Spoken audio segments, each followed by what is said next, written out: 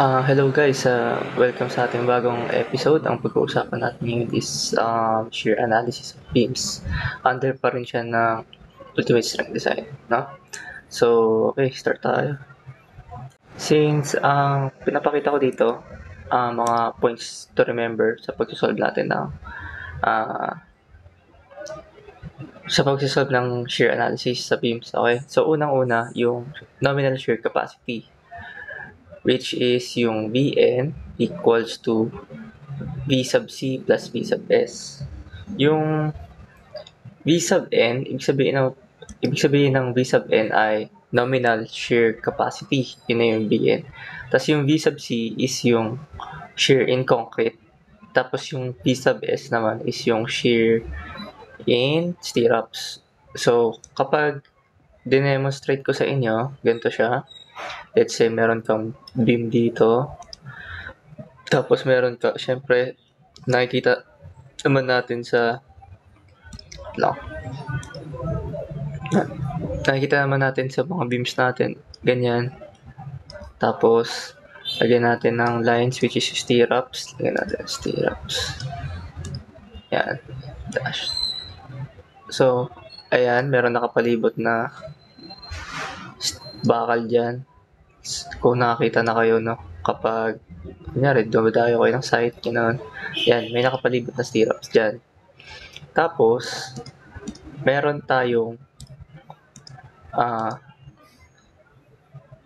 ultimate shear dito na nag-act sa middle ng ating cross-section. Pangalan natin na V sub U. So, if may V sub U, shear tayo na nag-act dyan sa cross-section natin, dapat meron nagre-react naman dyan.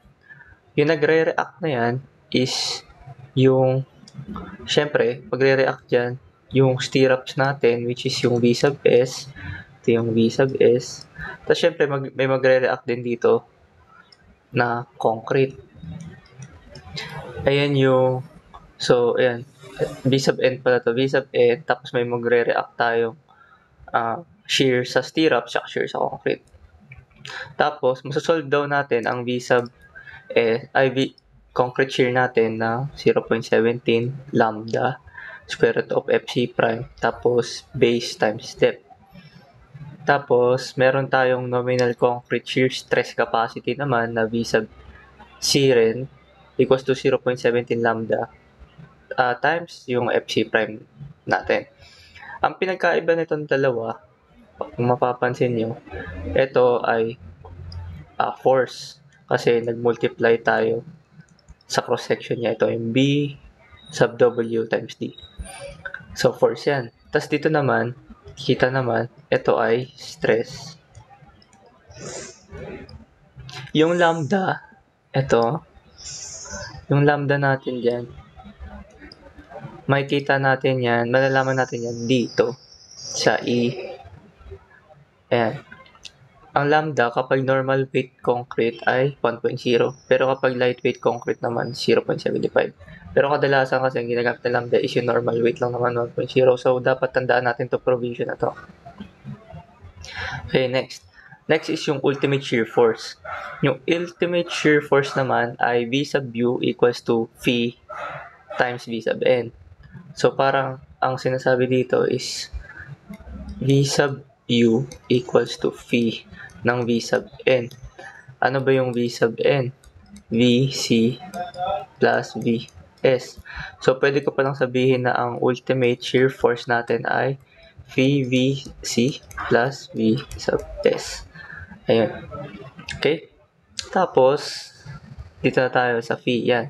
Reduction factor for shear is 0.75. Kung maalala nyo dun sa RCD na lecture ko, pinakita ko dun na iba't ibang strength reduction factor natin. Katulad ng kapag tension control, 0.90. Kapag naman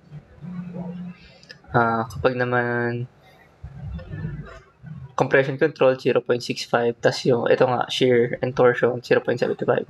Okay? So, next, sa G. Ito daw, if ultimate shear is less than the half of the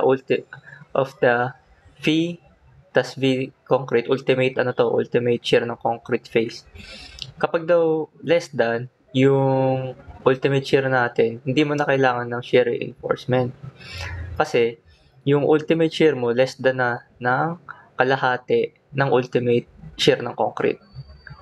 Tapos next naman, if 1/2 ng ultimate shear ng concrete ay less than ultimate shear, tas less than din to ng ultimate shear ng concrete, kailangan mo na mag-provide ng minimum. Although, hindi mo na talaga kailangan. Since engineers tayo and kailangan natin ng safety sa ating structure. Kaya sabi dito, magpo-provide ka naman ng minimum shear reinforcement. Okay?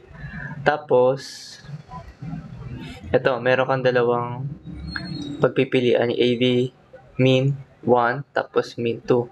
Since minimum yan, choose larger. Mamimili ka kung ano yung mas malaki dito. Okay? Next, if V sub U is greater than ultimate V sub C, design the shear reinforcement. Yun. So, kapag lumagpas na yung ultimate shear mo sa ultimate concrete shear mo, dun ka na magde-design ng shear reinforcement. So, itong S naman sa J, S, ibig sabihin nito spacing. Spacing. Okay.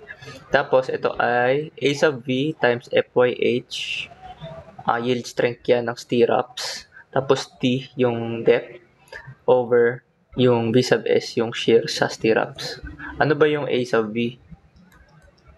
Yung A sub V ay area of vertical legs of stirrups. Area of vertical legs of stirrup.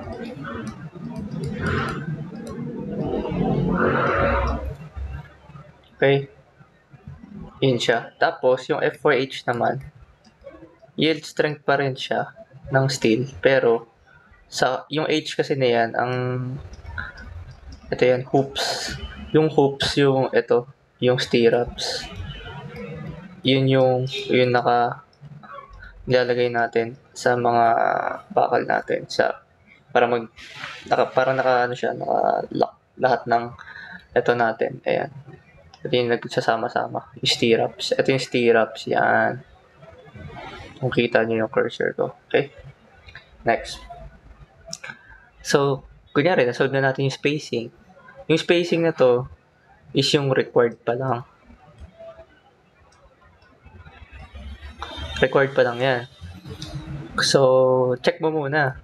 Kapag yung V sub S mo, tama. I-check mo muna. Kasi ito pa lang yung record eh. So, kapag yung V sub S mo is less than 2 ng shear ng concrete mo, therefore, i-check mo naman yung S max natin. If, kumbaga, ito, S max smaller of 600 and T over 2. So, parang check mo muna yung dalawa. Tapos kung ano yung mas mababa, yun yung mag-govern. Lower value govern. Kasi max yan. S max. Pag minimum, yun yung larger. Pag maximum, yung lower. Okay? So, ito naman sa sunod, yung shear naman natin sa stirrups, pag greater than na siya ng 2 times shear ng concrete, ang S max naman natin na gagamitin ay 300. Tapos, i-compare natin sa 300 tsaka sa D over 4. Ganun pa rin. Same lang itong dalawa. Okay, last. In no case can the shear in stirrups be more than 4 times the shear in concrete.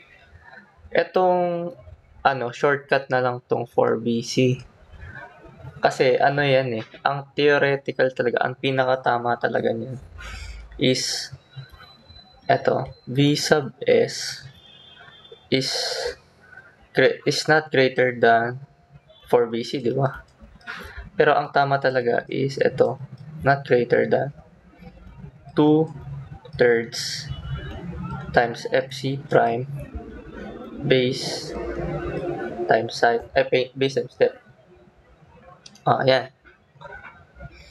Since ang VC natin is 0.17 lambda square root ng FC prime B sub W times D. Tapos, ang lambda natin, di ba, is equal to 1. So, magiging VC equals to 0.17 FC prime na lang to. Tapos, yan. Ang gagawin ko ngayon,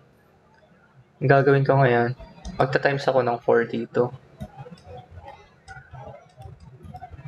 Magta-times ako ng 4. Diyan. E di kapag 4 times 0.17, ang lalabas dito, 0.68 square root of FC prime B sub W times D. Tapos ito magiging 4 C.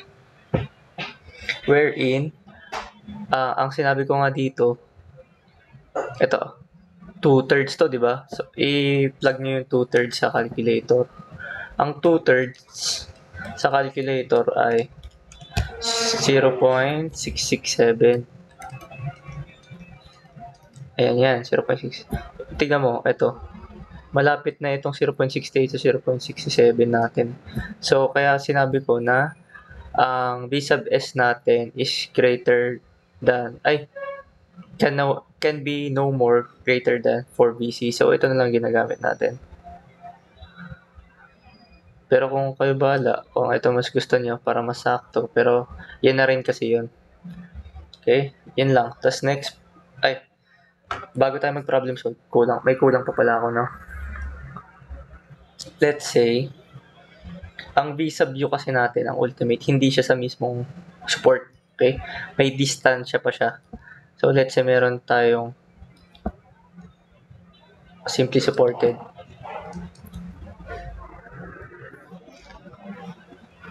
Tapos, dito natin makukuha yung ano natin. Yung dash V sub U. Dito yung mga V sub U natin. Kunyari, may load. Sabihin natin may load dyan. May load dyan. Sabihin natin kasama na yung dead load tsaka point load. Ayan yan, di ba? So, meron ka naman dito ngayon na mag-a-act na VU. May VU ka rin dyan. Sabihin natin 2. Ito sabihin natin 1. Tapos, support natin. So, may reaction dyan. Meron siyang distance mula dun sa support. Ayun. Tapos, since kunyari, hindi siya symmetrical, magaganto ka talaga.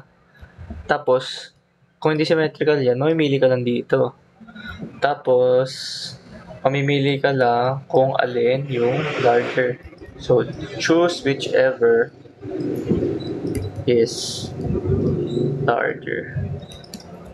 Yun lang guys. Kaya ito mga kailangan natin tandaan dito sa concept. Tapos next, magpa-problem solving tayo.